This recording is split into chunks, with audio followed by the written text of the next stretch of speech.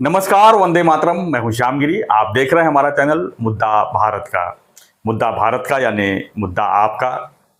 मुद्दा है महाराष्ट्र जुड़ी राजनीतिक खबरों का। आज मैं अपने मुद्दे में चर्चा करूंगा शरद पवार जी के बारे में।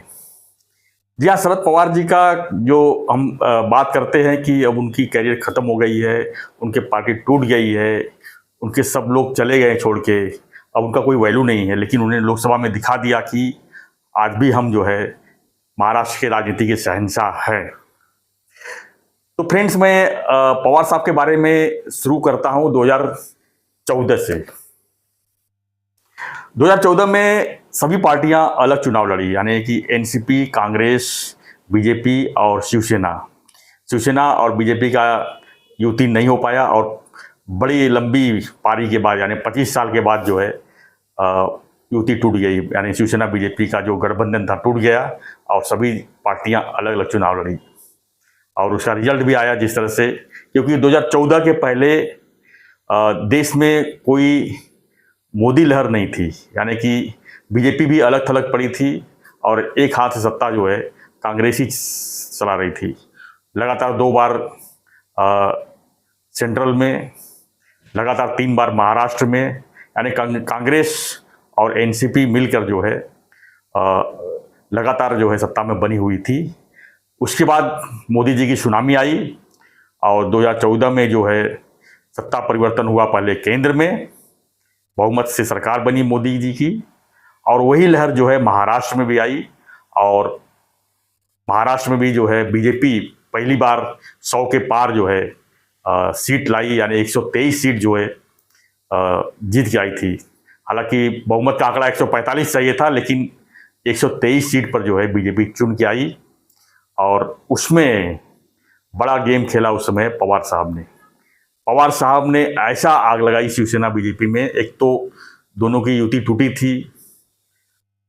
थी तो उन लोगों ने में ऐसा था कि चलिए आप अपनी लड़ाई लड़िए, हम अपनी लड़ाई लड़ेंगे, बाद में फिर हम सरकार बनाने के लिए देखेंगे।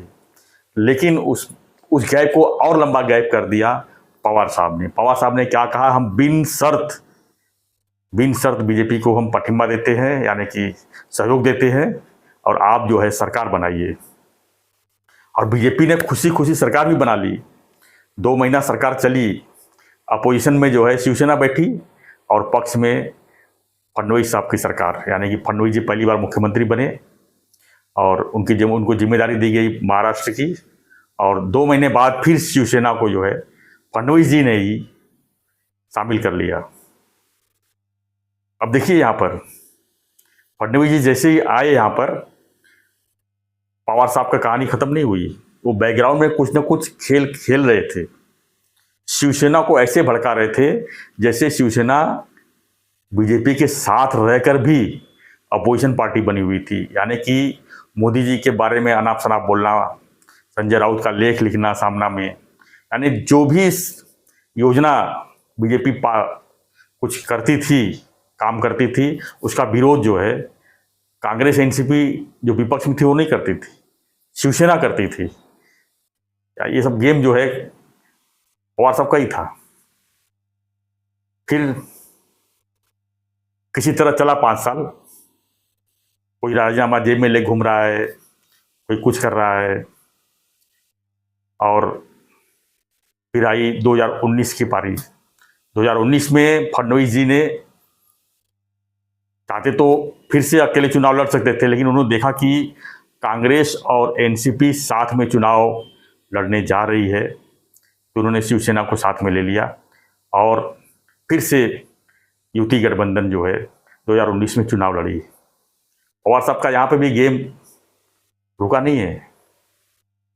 पवार साहब सत्ता के बगैर नहीं रह सकते, उनके लोग सत्ता के बगैर नहीं रह सकते थे। उन्होंने पूरा बैकग्राउंड में ऐसा खेल खेला कि बीजेपी भी समझ नहीं पाई और 2019 में शिवसेना से, यानी उद्धव जी से कहा कि आप बीजेपी के साथ चुनाव लड़ के ज़्यादा से ज़्यादा सीट निकालिए, उसके बाद हम अपना गेम खेलेंगे, आपको मुख्यमंत्री बनाएंगे। तब तक किसी को कुछ भी पता नहीं चला। जब 2019 चुनाव हो गए फिर से युति को जो है सत्ता बनाने का मौका मिला, यानी बीजेपी शिवसेना को सत्ता बनाने का मौका मिला। फडणवीस साहब चुनाव में बोल ही चुके थे, मी पुनः येईल, और उनकी जीत भी हो गई। लेकिन जब चुनाव की मतगणना हो रही थी और बीजेपी शिवसेना जीत की तरफ बढ़ रहे थे, उसी समय मातोश्री से एक मैसेज घूमा कि हमारे लिए सारे खिड़की और दरवाजे खुले हैं, और बीजेपी को उन्होंने आह्वान कर दिया कि अब मुख्यमंत्री मैं बनूंगा, मेरी बारी है, शिवसेना की बारी है, क्योंकि केंद्र में आप हो तो इस राज्य में हमें मौका दीजिए, कम से कम 2.5 साल तो हमें मुख्यमंत्री बनने दीजिए। लेकिन फडणवीस जी प्रचार कर चुके थे, मी पुनः येईल, वो मानने को तैयार नहीं थे। हालांकि शिवसेना ने कहा था कि हमको लिख के दीजिए कि 2.5 साल हमको आप मुख्यमंत्री बनाएंगे, तो जो है फडणवीस जी तैयार नहीं हुए और उन्होंने फोन किया, तो फडणवीस जी का आरोप है कि मैंने फोन किया और उद्धव जी ने फोन नहीं उठाया। उद्धव जी फोन उठाने छोड़ दो, उन्होंने एक जहर, राजनीतिक जहर जो है बोल दिया कि बंद कमरे में अमित जी और मेरी बात हुई थी और मुख्यमंत्री उन्होंने कहा था कि आप बनेंगे, उस शर्त पर हमारी गठबंधन हुई थी, यानी वापसी की गठबंधन जो हुई थी 2019 में, इस शर्त पर हुई थी कि हम आपको मुख्यमंत्री बनाएंगे। देखिए आप, ये सब उद्धव जी नहीं बोल रहे थे, ये पवार साहब का गेम था पूरा कि बीजेपी को आप ऐसा कहिए, बीजेपी तैयार नहीं होगी और उसके बाद हम आपको मुख्यमंत्री बनाएंगे और कांग्रेस को और हमारे साथ जो जीत के आए सब मिलके जो है सरकार बनाएंगे। यानी महाविकास आघाड़ी का जो स्क्रिप्ट था पवार साहब का, वो पहले से तैयार था और उस स्क्रिप्ट को 2022 के रिजल्ट ने एकदम परफेक्ट लाके खड़ा कर दिया। यानी 105 सीट बीजेपी जीती थी, गठबंधन में भी 105 सीट जीती थी और वो सरकार नहीं बना पा रही थी और न बना पाई। आपस के 8 से 10 जो है विधायक थे, लेकिन 145 से कहीं दूर थे वो।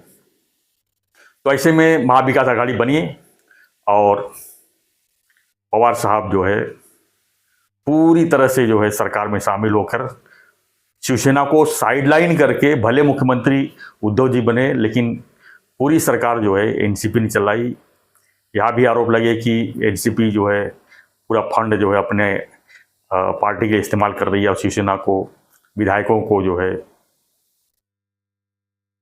ये साइडलाइन किया जा रहा है, कांग्रेस को पूछा नहीं जा रहा है। यानी एक तरफा जो है एनसीपी जो है सरकार चला रही थी। हालांकि कोरोना काल था, उस समय कोई कुछ बोलने वाला नहीं था, उद्धव जी मंत्रालय जा नहीं रहे थे, जाएंगे कैसे, कोरोना काल था, कोरोना से उनको बचना था। जो भी जाता था उनसे, उनको मिलने के लिए 4-4, 6-6 घंटा क्वारंटाइन किया जाता था, यानी कि वर्षा बंगले पर जो है किसी की एंट्री नहीं थी। तो कुल मिला के ये हो गया। इधर बीजेपी अपना अलग गेम खेल रही थी कि किसी तरह शिवसेना को तोड़ा जाए।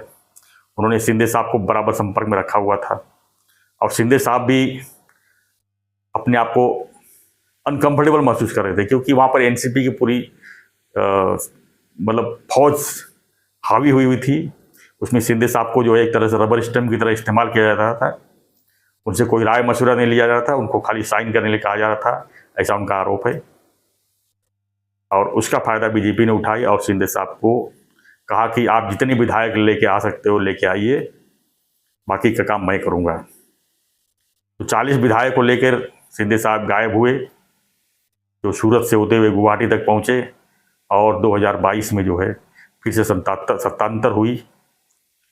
और यहाँ पर भी पवार साहब ने कुछ नहीं बोला, लेकिन बैकग्राउंड में गेम खेल रहे थे। क्या गेम खेल रहे थे? उन्होंने उद्धव जी को एक बार भी नहीं बोला कि आप रिजाइन मत दीजिए। पवार साहब चाहते तो सरकार बचा सकते थे। और शिंदे साहब के जितने विधायक गए हुए थे उनको अपात्र ठहराकर शिंदे साहब का पूरा जो कैरियर है खराब भी कर सकते थे, लेकिन शिंदे साहब ने, पवार साहब ने ऐसा कुछ नहीं किया और सरकार गिरने दिया। बाद में उन्होंने कहा कि उद्धव जी को सरकार गिरा, मतलब कि रिजाइन नहीं देना चाहिए था। और ये सुप्रीम कोर्ट तक मामला गया।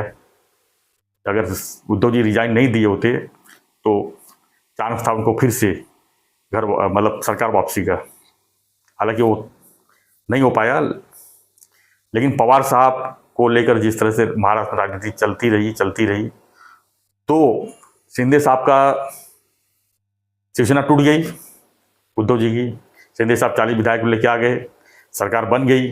बीजेपी शिवसेना को जो लोगों में भी खुशी लहर दौड़ गई कि हमने जिसको वोट दिया था, हमने जिसको सरकार चुना था, सरकार बन गई, सरकार आ गई। और आते ही शिंदे साहब ने रात दिन एक करके लोगों से मिलना, काम को शुरुआत करना, जो काम ठप पड़े थे उसको शुरू करना, बड़ी बड़ी जो योजनाएं पड़ी, मेट्रो है, बुलेट ट्रेन है, बाकी की जो योजनाएं हैं, लोगों को घरों घरों तक मेडिकल सुविधा देना, ये सब शुरू हुआ।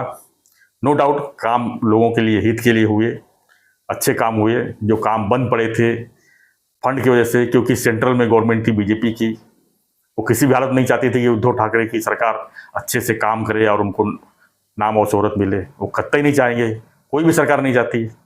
जो सेंट्रल में सरकार रहती है वो राज्य को गिराने की पूरी कोशिश करती है, अगर विरोधी सरकार रहती है तो। ये हुआ। उसके बाद अमित शाह जी ने देखा कि पवार साहब की जो राजनीति है महाराष्ट्र में एक अलग राजनीति है, उसको तोड़ा जाए, उनको कमज़ोर किया जाए, उनको ख़त्म किया जाए।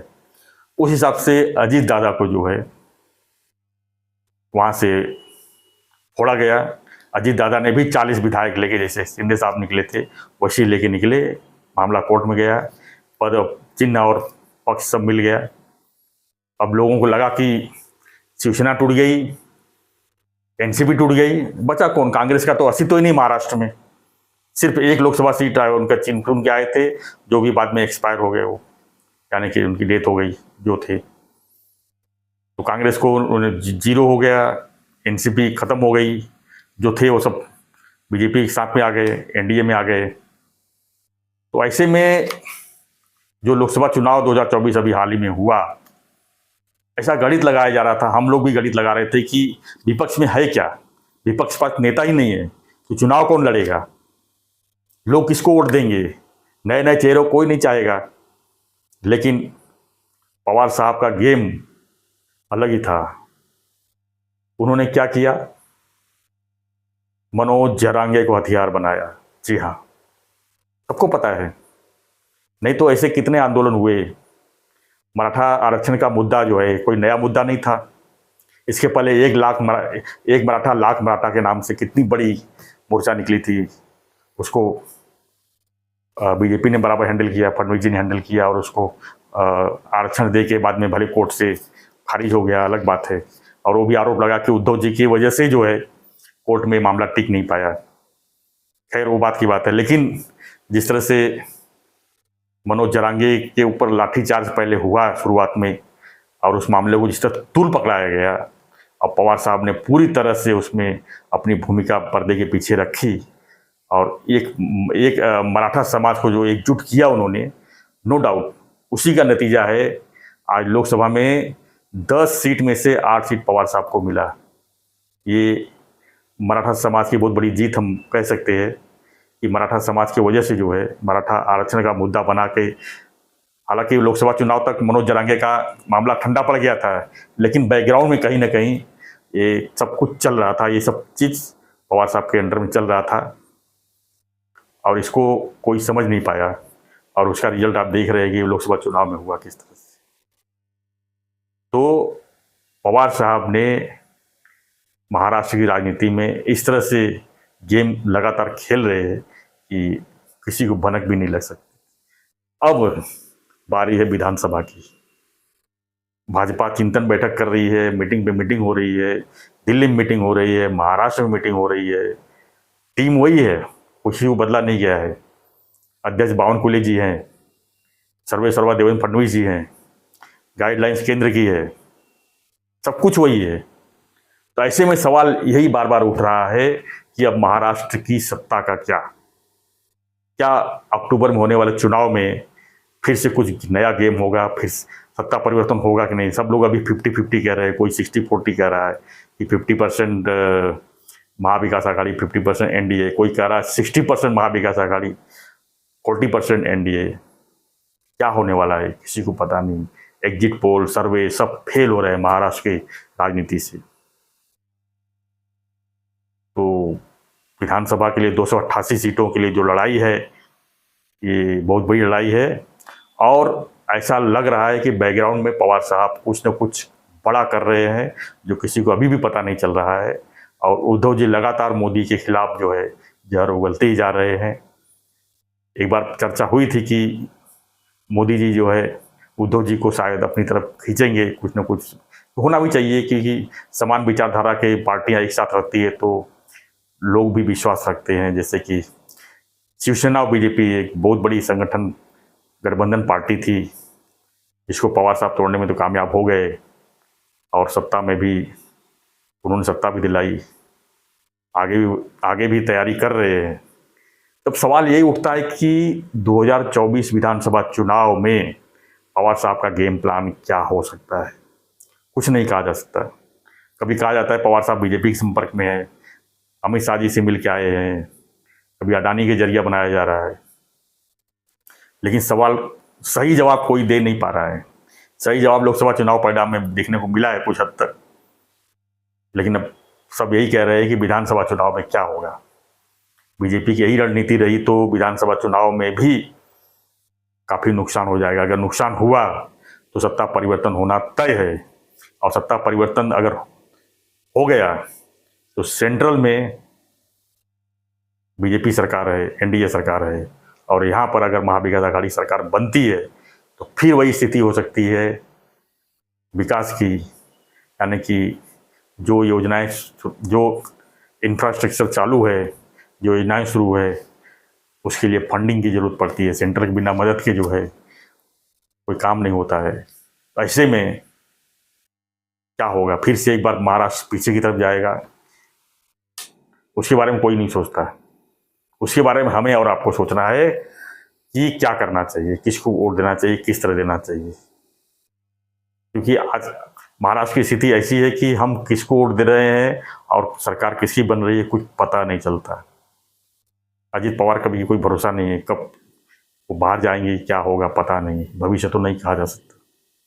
लेकिन बीजेपी की सहयोगी पार्टी इसमें शिंदे साहब नो डाउट जोर शोर से लगे पड़े हैं, लेकिन अपेक्षाकृत जो रिजल्ट उनको लोकसभा में मिलना चाहिए था वो नहीं मिला है। हालांकि बीजेपी से उससे भी कम रिजल्ट दे पाई है, तो ऐसे में कॉम्बिनेशन तो बराबरी का है। लेकिन क्या बीजेपी ऐसी स्थिति में 2024 विधानसभा चुनाव की लड़ाई जीत पाएगी, ये बड़ा सवाल है। और क्या रोल होगा पवार साहब का चुनाव के पहले और चुनाव के बाद, इस पर लोगों की जो है निगाहें लगी हुई। तो फ्रेंड्स, आज के लिए इतना ही। मैं इतना ही कह रहा था कि पवार साहब का जो राजनीति है महाराष्ट्र में है, एक गेम है, गेम की तरह खेलते हैं वो, जो किसी को पता नहीं चलता है और रिजल्ट कुछ और देते हैं। वो सत्ता के साथ मिल के भी काम करते हैं, सत्ता के विपरीत भी काम करते हैं। और कहावत यही है कि वो जो पवार साहब जो कहते हैं वो होता नहीं है, और करते कुछ और है, कहते कुछ और है। उनको तेल लगा हुआ पहलवान भी कुछ लोग कहते हैं, कभी पकड़ में भी नहीं आते। उनकी कोई जो उनकी बोली गई वाणी है वो कभी पकड़ में भी नहीं आती। तो आपका क्या प्रतिक्रिया है पवार साहब के प्रति फ्रेंड्स, हमें कमेंट बॉक्स में लिखिए। और विधानसभा चुनाव जुड़ी जो भी जानकारी रहेगी हम आप तक पहुंचाते रहेंगे। उसके लिए बने रहिए हमारे साथ। आज छत्ते साहब मेरे साथ में नहीं है, कुछ काम के लिए बाहर गए हुए हैं, तो मैंने सोचा कि आज मैं अकेले ही वीडियो बनाता हूँ, आप तक कुछ अपनी मत जो है आप तक पहुँचाता हूँ, शेयर करता हूँ। तो बने रहिए, देखते रहिए हमारा चैनल मुद्दा भारत का। चैनल को लाइक, शेयर और सब्सक्राइब जरूर करें। धन्यवाद। जय हिंद।